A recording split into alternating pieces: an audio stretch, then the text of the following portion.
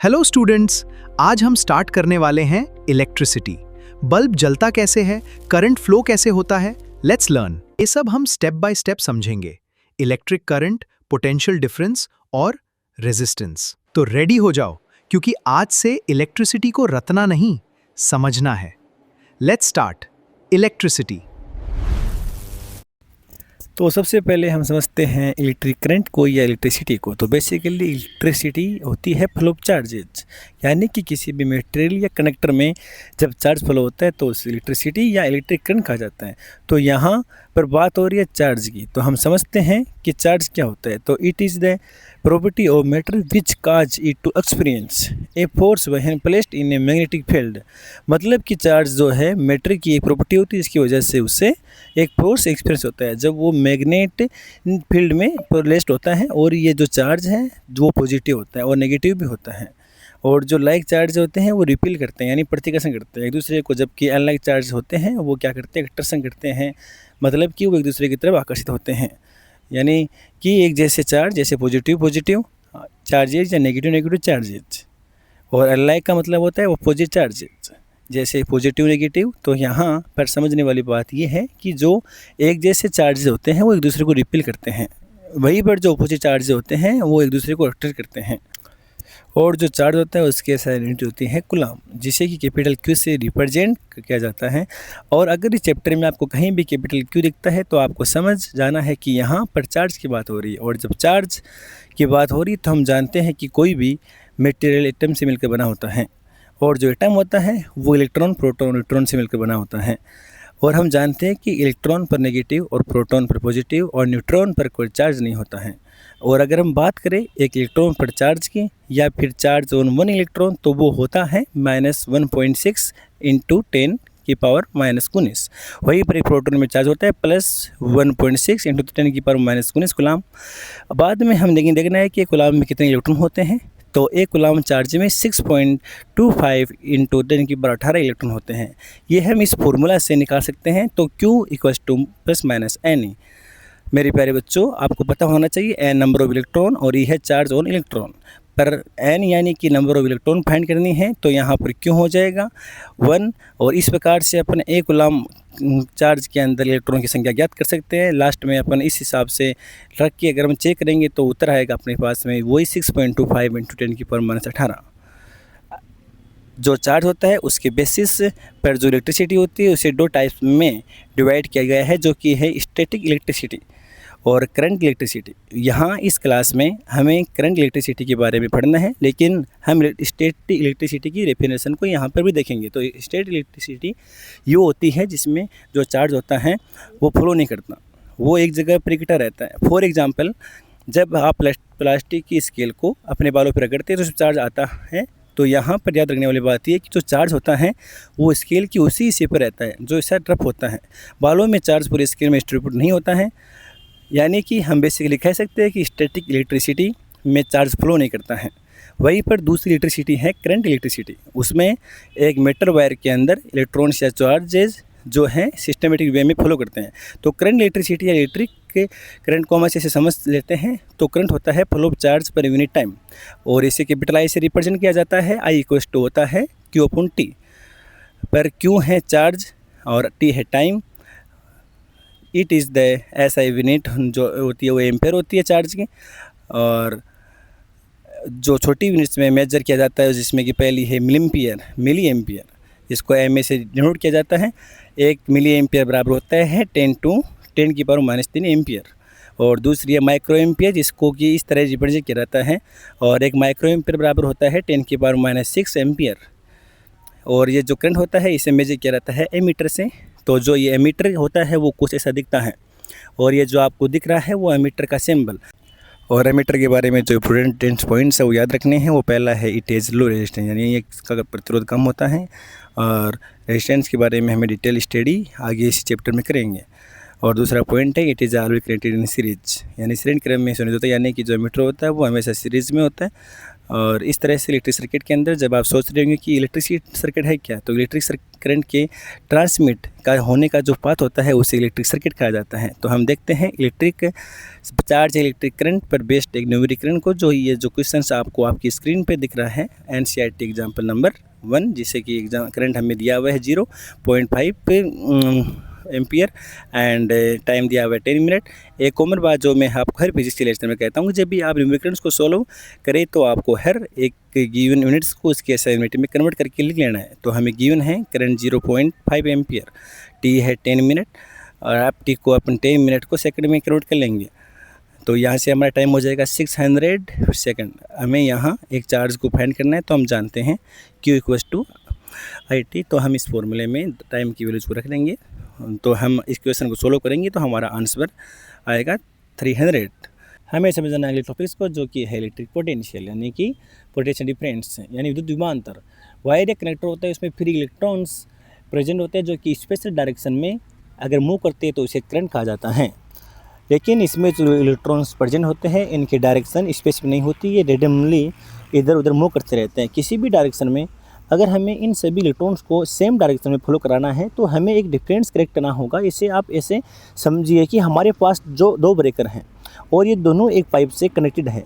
तो अब आप ये एज्यूम करिए कि दोनों ब्रेकर में सेम लेवल वाटर है, तो इस कंडीशन में जो वाटर है वो फ्लो नहीं करेगा एक ब्रेकर से दूसरे ब्रेकर में, क्योंकि दोनों ब्रेकर में वाटर का जो लेवल है वो सेम। इसी तरह से कनेक्टर के अंदर जो इलेक्ट्रॉन्स होते हैं वो इनमली डिस्ट्रीब्यूट होते हैं। वही अगर हम बात करें दूसरी सिचुएशन की, तो एक ब्रेकर से दूसरे वाटर को निकालेंगे तो इसका लेवल कम हो जाएगा। तो इस कंडीशन में दोनों ब्रेकर में जो वाटर का लेवल है वो अलग अलग हो जाएगा और उनमें डिफरेंस क्रिएट हो जाएगा। और जिस ब्रेकर में वाटर का लेवल ज़्यादा है उससे वाटर फ्लो होकर उस ब्रेकर में आ जाएगा जिसमें कि वाटर का लेवल कम है। ठीक इसी तरह से कंडक्टर के अंदर डिफरेंस क्रिएट किया जाता है बैटरी को कनेक्ट करके। बैटरी के एक एंड पर पॉजिटिव चार्ज होता है और दूसरे एंड पर नेगेटिव चार्ज होता है।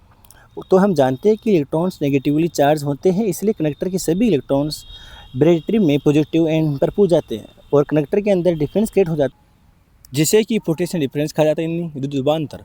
तो अब हम पोटेंशियल डिफरेंस को कॉन्सेप्चुअली डिफरेंसिंग थ्रू समझते हैं। तो it is the work done to move a unit charge from one point to another, यानी कि यूनिट चार्ज को मूव करने में जितना वर्क डन किया जाता है उसे पोटेंशियल डिफरेंस यानी विद्युत विभवांतर कहा जाता है। पोटेंशियल डिफरेंस इक्वल्स टू हो जाएगा वर्क अपॉन चार्ज, और इसके साथ यूनिट होती है वोल्ट। तो अब हम डिफाइन करते हैं 1 वोल्ट को। तो जब 1 जूल वर्क डन किया जाता है कूलम्ब चार्ज को कैरी करने के लिए, तो उस कंडीशन के पोटेंशियल डिफरेंस को कंसीडर किया जाता है 1 वोल्ट।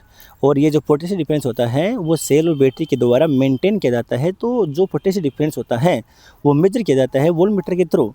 वोल्टमीटर क्या होता है ये हम देख लेते हैं। तो ये एक डिवाइस होता है जो कि कुछ ऐसा दिखता है, जो कि पोटेंशियल डिफरेंस यानी विद्युत विभवांतर को मेजर करने का काम करता है। इसके बारे में 3 पॉइंट्स होते हैं जो आपको याद रखने हैं। पहला है इट इज हाई रेजिस्टेंस, यानी कि वोल्टमीटर में जो प्रतिरोध होता है वो काफ़ी हाई होता है। दूसरा है it is always connected in parallel, यानी समांतर क्रम में संयोजित होता है और इलेक्ट्रिक सर्किट के अंदर की बात कर रहे हैं। और तीसरा पॉइंट है वोल्टमीटर में जो करंट है वो हायर पोटेंशियल से लोअर पोटेंशियल की तरफ फ्लो होता है।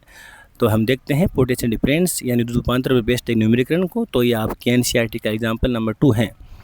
इसमें चार्ज दिया है 2 कूलम्ब और पोटेंशियल डिफरेंस दिया हुआ है 12 वोल्ट। हमें इस न्यूमेरिकल में वर्क फाइंड करना है। तो जब हम इन वैल्यूज़ को इसकी फॉर्मूले में रखेंगे, इसका फॉर्मूला होता है V = W/Q, W = VQ, V 12 है, Q 2 है, तो आंसर आ जाएगा W = 24 जूल।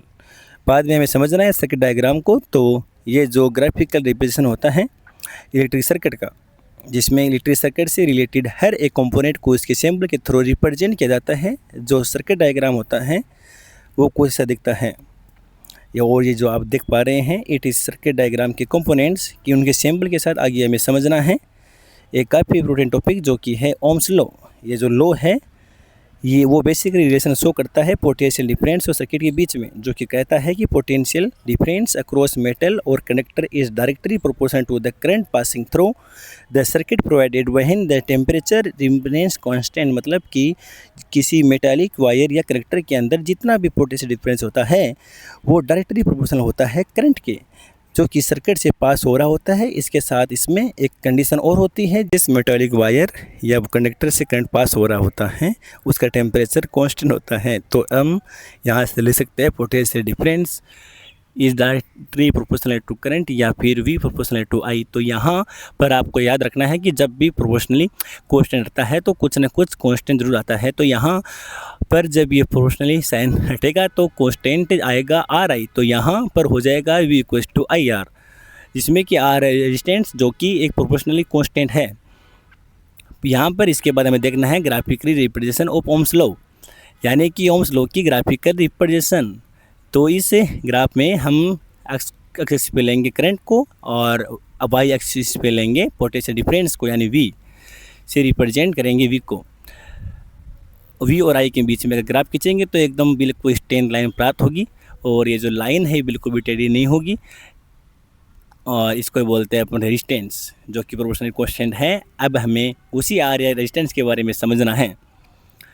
तो it is property of a connector that resist flow of charge is the connector, मतलब कि ये कनेक्टर की ऐसी प्रॉपर्टी होती है जिसमें कि ये चार्ज के फ्लो को रेजिस्ट या अपोज करती है, यानी विरोध करती हैं, और इसके ऐसा यूनिट होती है ओम, और ओम्स को इस सिंबल से रिप्रेजेंट किया जाता है। इसके बाद हमें देखना है रेजिस्टेंस से रिलेटेड एक डिवाइस को, जो है रियोस्टेट रहो, तो वो कुछ ऐसा दिखता है।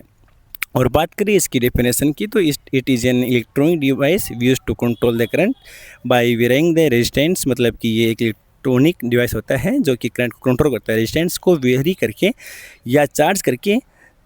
इसके बाद हमें डिफाइन करना है 1 ओम्स को, जो जब किसी कनेक्टर में पोटेंशियल डिफरेंस होता है 1 वोल्ट और करंट वहाँ से पास हो रहा होता है 1 एम्पियर, तो उस कंडीशन में इस रेजिस्टेंस वो होता है 1 ओम।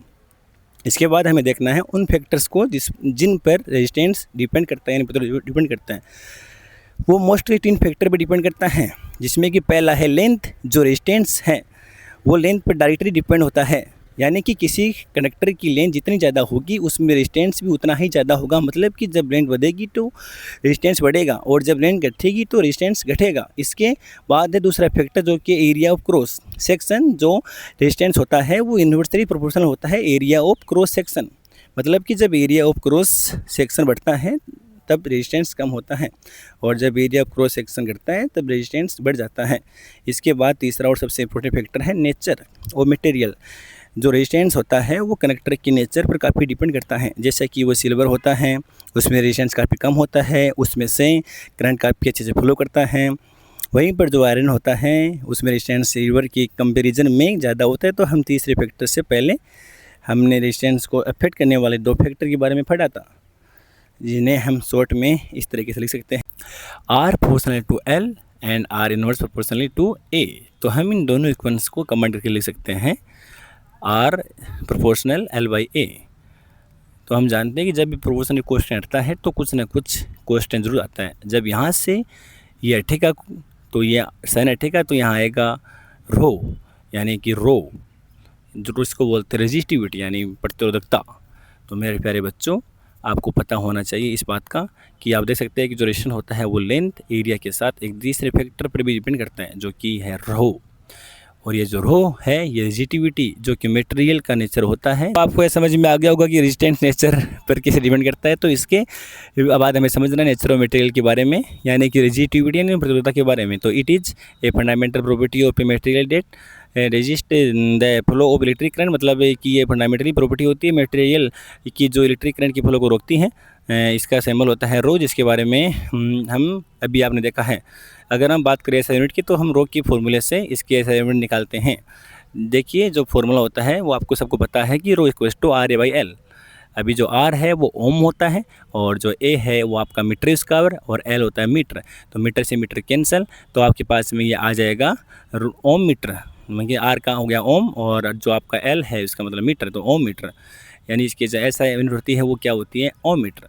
अब आप भूल नहीं सकते मेरे हिसाब से, क्योंकि रेजिस्टिविटी की जैसा यूनिट होती है वो क्या होती है, ओम मीटर, और रेजिस्टेंस यानी प्रतिरोध का होता है आपका ऐसा यूनिट ओम। अब हम बात करते हैं प्रतिरोधकता यानी रेजिस्टिविटी के गुणों के बारे में। तो पहला पॉइंट ये है कि ये क्वेश्चन होती है, यानी कभी भी चेंज नहीं होती हैं, और इनकी जो रेंज होती है वो रेजिस्टिविटी की मेटल्स एंड एलॉयज के लिए तो ये 10⁻⁸ टू 10⁻⁶ ओम मीटर, यानी कि 10⁻⁸ से 10⁻⁶ ओम मीटर के बीच में होती हैं, जो कि काफ़ी कम है। और इस प्रकार से इनकी रेजिस्टिविटी कम होने के कारण ये चार्ज को काफ़ी आसानी से फॉलो करते हैं और एक गुड कंडक्टर बन जाते हैं। इसके बाद है range of resistivity of non metals, यानी कि कुछ चालक होते हैं उनके बारे में बात करते हैं। तो ये होती है 10⁻12 to 10⁻17 ओम मीटर। जो रेजिस्टिविटी होती है वो 10⁻12 to 10⁻17 ओम मीटर होती है, यानी काफ़ी हाई होती हैं। इनकी हाई होने के कारण, रेजिस्टिविटी प्रतिरोधकता हाई होने के कारण जो चार्ज जो होते हैं वो फ्लो नहीं हो पाते हैं, जिसके कारण ये नॉन मेटल्स होते हैं।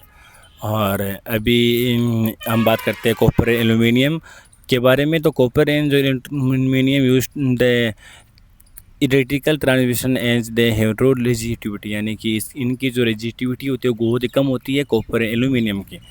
अब हम बात करते हैं न्यूमेरिकल्स के बारे में। तो न्यूमेरिकल्स हम सोल्व करेंगे रेजिस्टिविटी पे जो बेस्ड न्यूमेरिकल हैं, जिसको हम किस प्रकार से सोल्व करना है एग्जाम में फॉर्मूले वगैरह यूज़ करके। तो सबसे पहले क्वेश्चन को देखना है, क्वेश्चन में ए में क्या दिया हुआ वो देखना है। जो गिवन डेट जो आपका पास में जो आर है वो 1200 ओम है और जो पोटेंशियल डिफरेंस है वो आपके पास 220 वोल्ट है। आप सभी जानते हैं आसानी से कि जो रेजिस्टेंस दिया है 1200 ओम और जो फार्मूला होता है वो होता है V = IR, यानी कि आई की वैल्यू ज्ञात करनी है, हाउ मच करंट है, यहाँ आई की वैल्यू ज्ञात करनी है।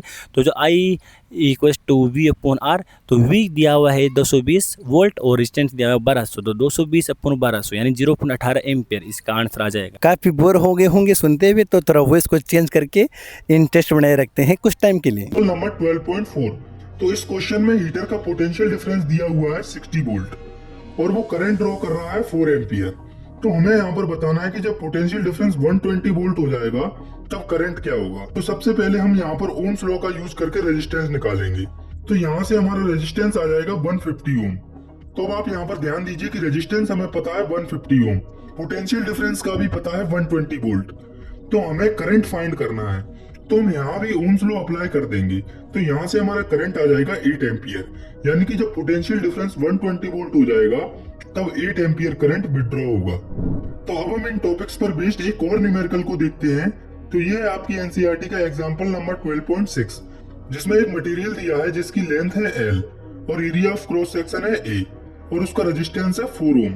तो हमें उसी सेम मटेरियल का रेजिस्टेंस फाइंड करना है जब उसकी लेंथ आधी हो जाए और area of cross section double हो जाए। तो ये क्वेश्चन आपको काफी कॉम्प्लिकेटेड लग रहा होगा, पर एक्चुअल में ये काफी सिंपल क्वेश्चन है। तो इसमें हम दोनों कंडीशन को इक्वेशन के फॉर्म में लिख लेंगे। आपको एक बात याद रखनी है कि आप जब भी न्यूमेरिकल्स को सॉल्व करें तो आप फॉर्मूले को अच्छी तरह से ध्यान रखें कि कौन सा फॉर्मूला कहाँ पर यूज होगा।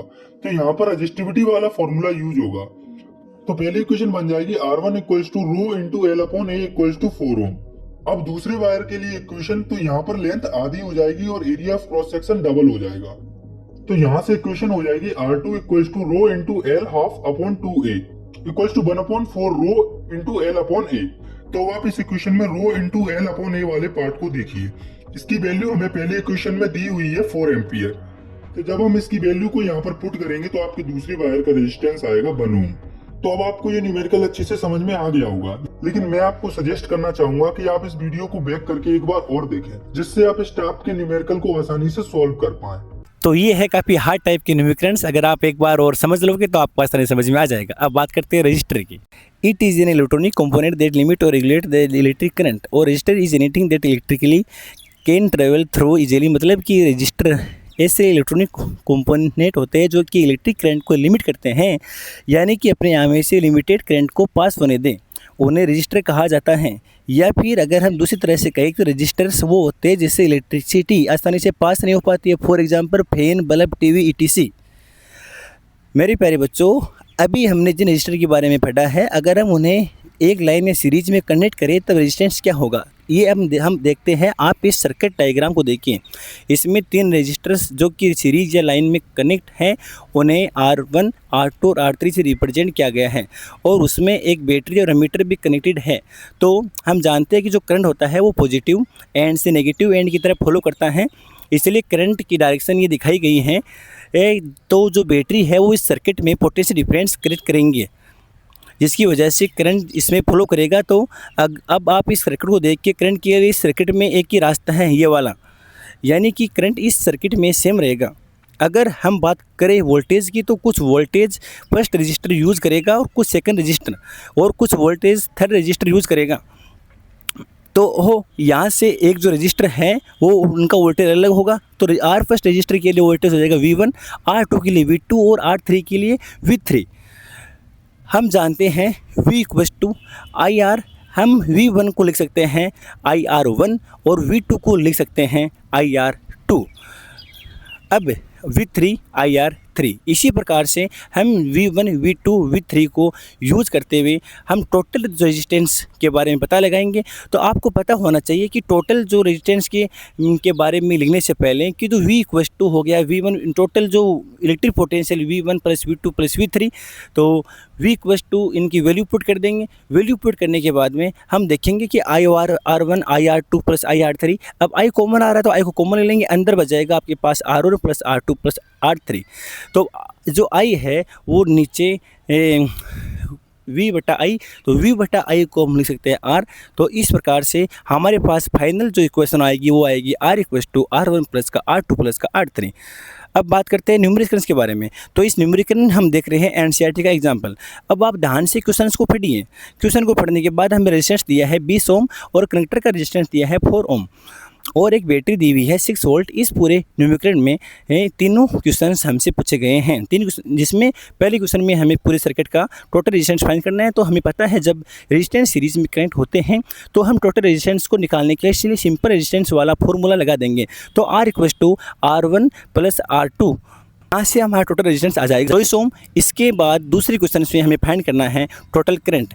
इस रेजिस्टेंस दिया हुआ है 6 वोल्ट और टोटल रेजिस्टेंस अभी हमने निकाला है 24 ओम। तो हम सिंपल ओम लो लगाकर यहाँ पर करंट फाइंड कर लेंगे। तो V इक्वल टू IR1, यहाँ से I इक्वल टू V/R1, तो V है 6 वोल्ट और R है 24 ओम। तो यहाँ से हमारा करंट है वो 0.25 एम्पियर आ जाएगा। इसके बाद तीसरे क्वेश्चन में हमें पोटेंशियल डिफरेंस फाइंड करना है इलेक्ट्रिक लैंप का और करंट का। और अभी हमें जो पोटेंशियल डिफरेंस दिया गया है वो पूरे सर्किट का कंबाइंड पोटेंशियल डिफरेंस है। तो लैंप और कनेक्टर की अलग अलग पोटेंशियल डिफरेंस को फाइंड करने के लिए हमें इनको अलग अलग सोल्व करना पड़ेगा। तो पहले हम फाइंड करेंगे लैंप के पोटेंशियल डिफरेंस को। तो लैंप का रेजिस्टेंस हमें दिया है 20 ओम और करंट यहाँ पर सेम है। तो जो V इक्वल टू IR वाला फॉर्मूला यूज़ करेंगे और हमारे लैंप का पोटेंशियल डिफरेंस आ जाएगा 5 वोल्ट। तो ऐसे ही अब हम इन वैल्यूज़ को कनेक्टर में पुट करेंगे तो कनेक्टर का पोटेंशियल डिफरेंस आ जाएगा 1 वोल्ट। इसके बाद हमें देखना है रजिस्टर इन पैरेलल।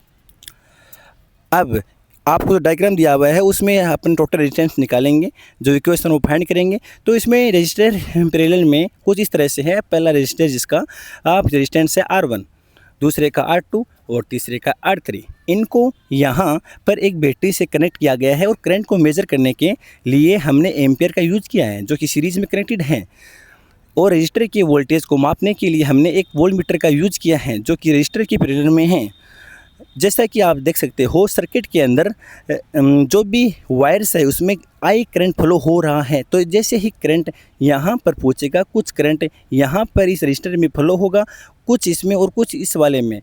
तो यहाँ पर इन तीनों रजिस्टर में जो करंट है वो अलग अलग होगा, वहीं पर जो वोल्टेज है वो सेम होगा क्योंकि हमने वोल्टेज को रजिस्टर के पैरेलल ही कनेक्ट किया है। तो ओम्स लॉ में हमने पढ़ा है V इक्वल टू IR। तो यहाँ पर जो करंट है वो सेम नहीं है, तो हमें यहीं से I करंट की वैल्यू को फाइंड करना है।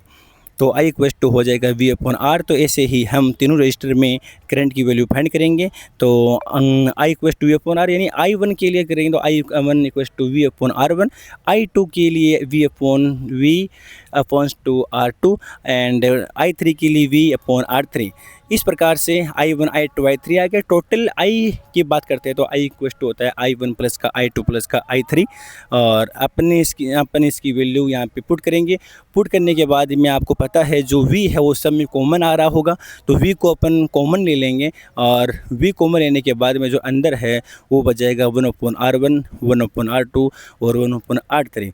तो जो V कॉमन आने के बाद हमारे पास बनेगा क्या बच्चों, बताओ, ये बनेगा I/V। तो I/V को लिख सकते हैं अपन 1/R, यानी कि जो फाइनल इक्वेशन वो आएगी 1/R equal to 1/R1 plus 1/R2 plus 1/R3। हाँ, अब हमने रजिस्टर को दो तरह से कंबाइन किया, पहले सीरीज़ में और पैरेलल में। तो सीरीज़ कॉम्बिनेशन में जो करंट होता है वो कांस्टेंट होता है और इस कंडीशन में जो टोटल रेजिस्टेंस होता है वो इन तीनों में जितने भी रेजिस्टेंस दिए हुए हैं होते हैं उनके सम के बराबर होता है।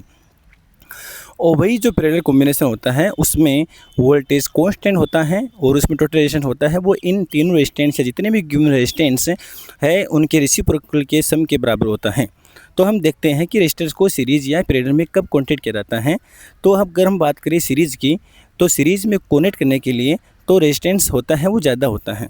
और अगर हम बात करें इसके एग्जांपल की, तो हम दिवाली में जो लाइटिंग वगैरह यूज़ करते हैं, ये लड़ियाँ हैं जिन्हें लहर भी बोला जाता है, तो उसमें से रजिस्टर होते हैं वो सीरीज़ में कनेक्ट होते हैं। वहीं पर जो बल्ब फैन वगैरह होते हैं उसमें रजिस्टर्स पैरेलल में कनेक्ट होते हैं। अभी हमने रजिस्टर सीरीज़ पर बेस्ड एक न्यूमेरिकल को सोल्व किया था, तो अब हम एक न्यूमेरिकल सोल्व करेंगे जो कि बेस्ड होगा रजिस्टर इन पैरेलल के ऊपर। तो यह जो क्वेश्चंस आप अपनी स्क्रीन पर देख रहे हैं, यह है एनसीईआरटी का एग्जाम्पल नंबर 12.8। इसमें 3 रजिस्टर पैरेलल में कनेक्ट हैं और उनका रेजिस्टेंस हमें दिया हुआ है और हमें पोटेंशियल डिफरेंस दिया हुआ है 12 वोल्ट। तो हम जानते हैं कि पैरेलल में पोटेंशियल डिफरेंस सेम होता है। इस न्यूमेरिकल में भी हमने 3 क्वेश्चन पूछे गए हैं। तो पहले क्वेश्चंस में हमें करंट फाइंड करना है और एक रजिस्टर का जो, तो हम इन तीनों रजिस्टर में ओम्स लॉ लगाएंगे तो हमारा करंट आएगा I1 = 2.4 एम्पियर। 2 की बात करते हैं तो I2 = 1.2 एम्पियर। 3 आ जाएगा हमारे पास 0.4। बताने की जरूरत नहीं पड़नी चाहिए, आपको सबको पता होगा कि I1 = अपने क्या लगाया था V/R1। इस हिसाब से हमारा टोटल करंट आ जाएगा 4 ampere. I = I1 + I2 + I3। Circuit का रेजिस्टेंस पूछा गया है तो हमें पैरेलल में रेजिस्टेंस का फॉर्मूला पता है 1/R = 1/R1 + 1/R2 + 1/R3। तो 1/R = 1/5 + 1/10 + 1/30। तो R = आ जाएगा 3 ओम। एक बात पता चलती है कि सीरीज़ में जो रेजिस्टेंस होता है वो बढ़ता है, वहीं पर पैरेलल में जो रेजिस्टेंस होता है वो कम हो जाता है। तो जब रेजिस्टेंस कम होता है तो अच्छा होता है करंट के फ्लो के लिए, और जब करंट पैरेलल रजिस्टर में फ्लो करेगा और वो इजीली फ्लो करेगा, इसलिए पैरेलल कॉम्बिनेशन के कुछ एडवांटेज होते हैं जिन्हें हमें देखना है। तो एडवांटेज जो पैरेलल कॉम्बिनेशन, इसमें पहला है in series when one resistor fails the circuit is broken and non combinant, यानी कि अगर सीरीज कॉम्बिनेशन में एक रजिस्टर फेल हो जाता है या ख़राब हो जाता है तो पूरा सर्किट ब्रेक हो जाता है और करंट आगे पास नहीं होता। जैसे कि यह सीरीज़ कॉम्बिनेशन, अगर इसमें ये रजिस्टर फेल हो गया तो हम करंट आगे पास नहीं होगा, क्योंकि सीरीज़ कॉम्बिनेशन में एक ही जगह से पास रहा होता है करंट। वही पैरेलल कॉम्बिनेशन में ऐसा नहीं होता, क्योंकि पैरेलल कॉम्बिनेशन में अगर ये रजिस्टर फेल हो जाता है तो करंट जो इन अलग अलग रजिस्टर से पास हो जाता है और जो करंट है वो काम करता रहता है। सेकंड एडवांटेज है different appliances requires different current, this can not be satisfied in series. की अलग अलग इलेक्ट्रिकल एप्लायंसेस होती है, उन्हें अलग अलग करंट चाहिए होता है वर्क करने के लिए, जो कि सीरीज कॉम्बिनेशन में पॉसिबल नहीं होता, क्योंकि सीरीज कॉम्बिनेशन करंट सेम होता है।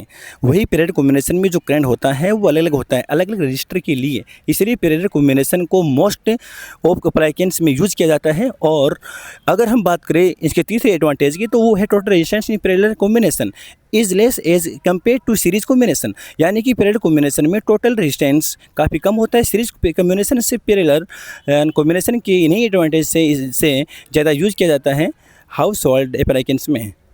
इसके बाद हमें समझना है heating effect of electric current को, यानी कि इलेक्ट्रिक करंट के हीटिंग इफेक्ट को।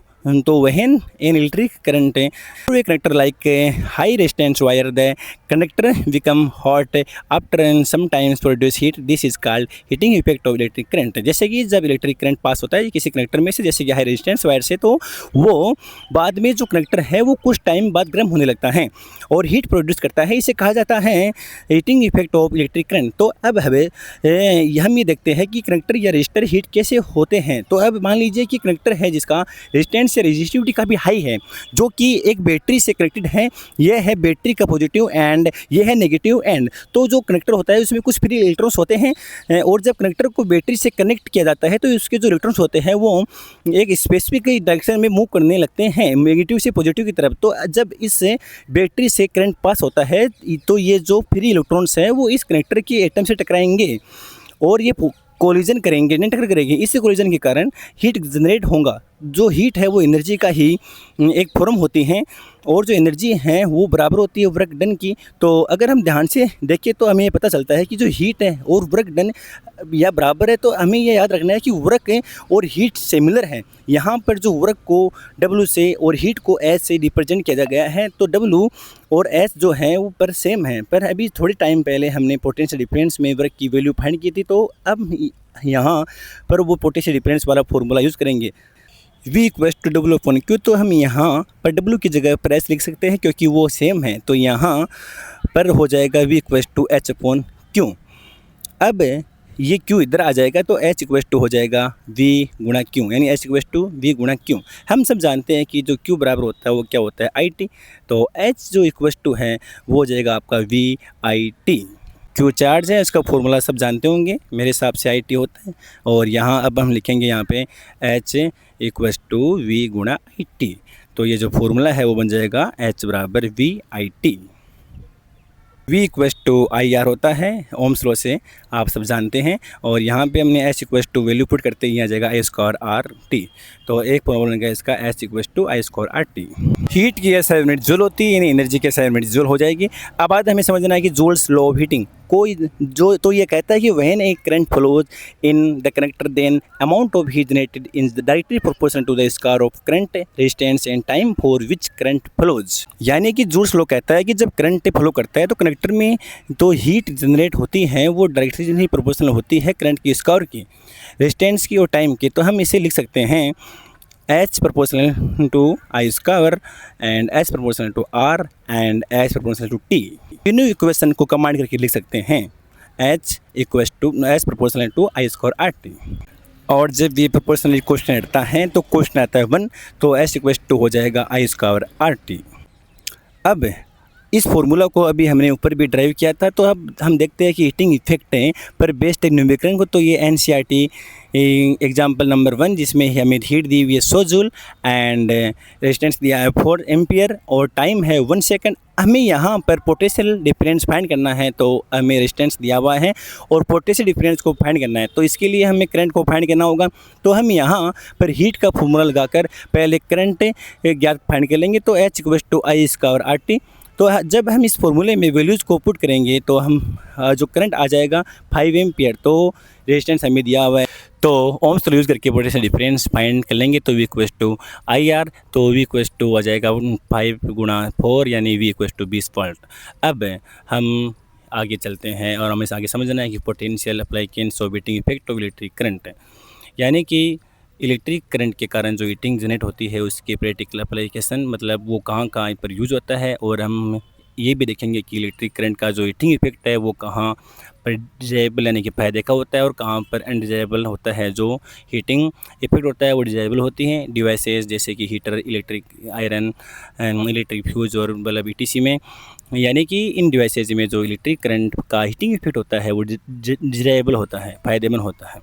वहीं पर हीटिंग इफेक्ट अनडिजायबल होता है कुछ डिवाइसेज में जैसे कि कंप्यूटर, TV, रेफ्रिजरेटर ETC में, क्योंकि इन डिवाइसेज में हीटिंग की ज़रूरत नहीं होती, लेकिन वो होती है जिसकी वजह से कई बार ये डिवाइस ख़राब हो जाते हैं। इसके बाद हीटिंग इफेक्ट के अंदर ही हमें समझना है इलेक्ट्रिक बल्ब के बारे में। तो ये भी एक हीटिंग डिवाइस होता है जिसका जो होता है वो टंगस्टन मेटल से मिलकर बना होता है। तो बल्ब में जो भी करंट आता है वो इसी मेटल पर आता है और करंट के कारण इस मेटल पर काफ़ी हीट पड़ती हैं और ये काफ़ी गर्म हो जाता है और ग्लो करता है। तो जब आप सोच रहे होंगे कि जब इस मेटल पर इतनी हीट पड़ती है तो ये मेल्ट क्यों नहीं होता, यानी पिघलता क्यों नहीं, तो ऐसा इसलिए होता है क्योंकि ये मेल्टिंग पॉइंट काफ़ी हाई होता है इसका, जो कि 3380 डिग्री सेल्सियस।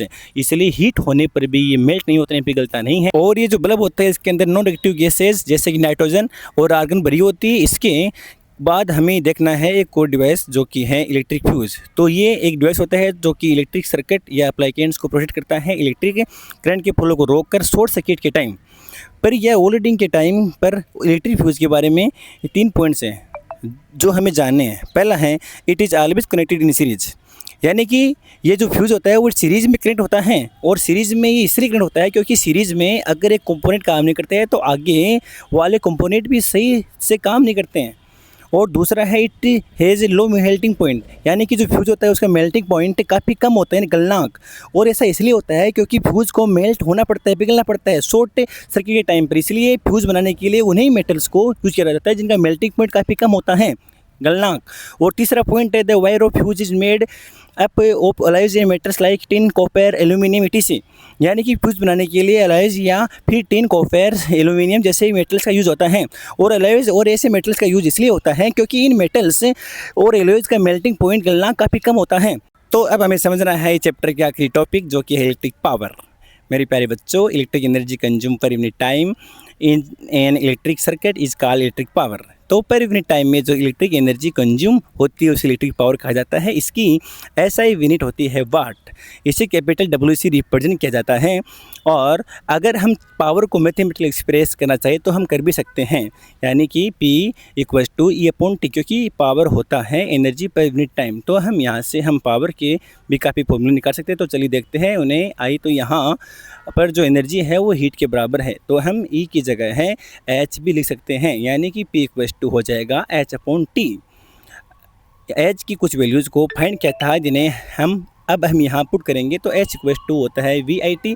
तो हम H की जगह है पर VIT रख देंगे, तो यहाँ से पावर का फॉर्मूला आ जाएगा निकल के P = VI, जो कि मैंने काफ़ी बार आपको समझाया था इस चीज़ के बारे में। अब बहुत सारे फॉर्मूले इससे ऑटोमेटिकली जनरेट हो जाएंगे।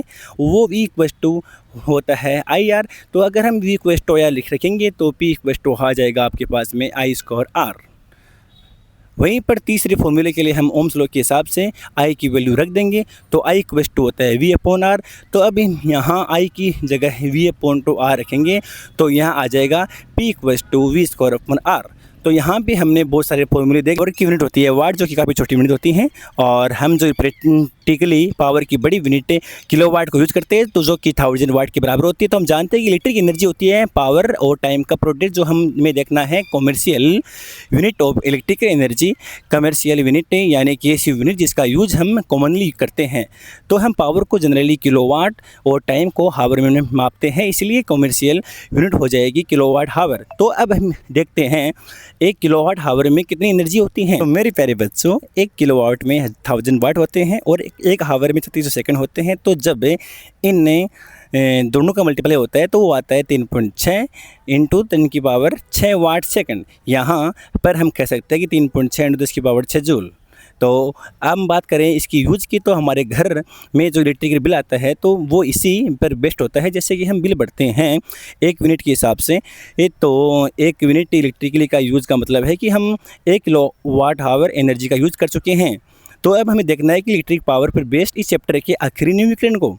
तो इस क्वेश्चन में पोटेंशियल डिफरेंस दिया हुआ है 220 वोल्ट और करंट दिया हुआ है 0.50 एम्पियर। तो हमें यहाँ एक पावर फाइंड करना है, तो P = होता है V × I।